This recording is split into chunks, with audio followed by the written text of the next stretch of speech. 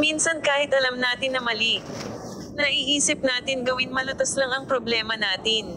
Hello Ate Mila. Tawagin niyo na lang ako sa pangalang Ivy. 27 years old single mom. May dalawa akong anak. Ang panganay ay 5 years old at ang bunso ay 3 years old. Iniwan kami ng tatay nila at sumama sa ibang babae. May maliit na tindahan kami dati, ang asawa ko noon ay nagtatrabaho. Pero nagkasakit ang bunso kong anak at nabaon kami sa utang na 5-6. Nalugi ang tindahan ko at nambabae pa ang asawa ko. Hanggang sa tuluyan niya kaming iniwan. Naranasan naming mag-ina ang halos walang makain. Naghanap ako ng trabaho. Natanggap akong sales lady sa mall.